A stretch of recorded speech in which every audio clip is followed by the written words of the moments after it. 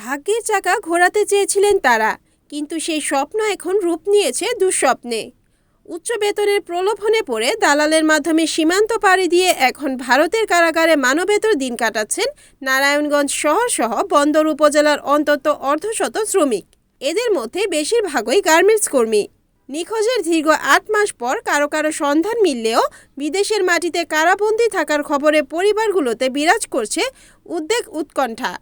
তথ্যানুসন্ধানে জানা যায়, গত প্রায় ১ বছর আগে বন্দরসহ নারায়ণগঞ্জের বিভিন্ন এলাকার দক্ষ পোশাক শ্রমিক এবং বেকার লোকদের টার্গেট করে একটি অসাধু পাচারকারী চক্র। মাসে মোটা অঙ্কের বেতন ও উন্নত জীবনযাত্রার প্রলোভন দেখিয়ে ফুসলিয়ে তাদের অবৈধ পথে ভারতে নিয়ে যাওয়া হয়।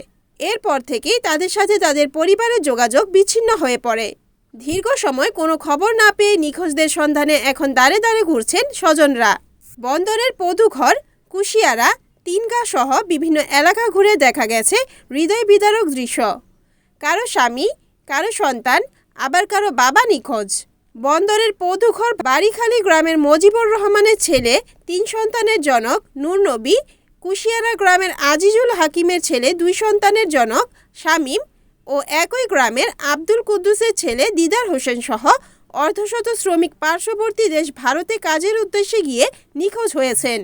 ভারতের চেন্নাইয়ের কারাগারে বন্দী নূর নবী, দিদার ও শামীম দীর্ঘদিন পর বাংলাদেশে তাদের পরিবারের সাথে যোগাযোগ করে জানাতে পেরেছেন ভারতে তাদের জেল জীবনের দুঃখ দুর্দশার কথা। নিখোঁজ নূর নবীর স্ত্রী বিলকিস বেগম সাংবাদিক দেখে কান্নায় ভেঙে পড়েন।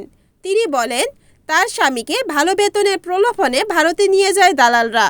তিনি 7 মাস ধরে চেন্নাই কারাগারে আটক আছেন বলে জানতে পেরেছেন। তবে কী কারণে আটক রাখা হয়েছে তারা এর কিছুই জানেন না।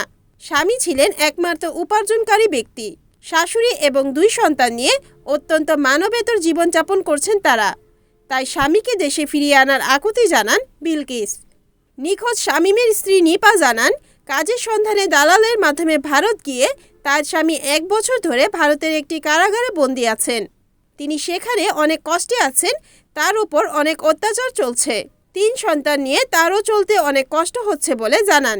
নতুন সরকারের কাছে স্বামীকে ফিরিয়ে আনার অনুরোধ জানান নিপা।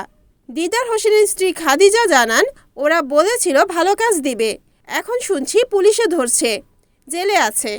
এ ব্যাপারে বন্দর থানার ওসি গোলাম মুক্তার আশরাফ উদ্দিন জানান, বিষয়টি জানা নেই, এ ব্যাপারে থানায় কেউ কোনো অভিযোগ করেনি।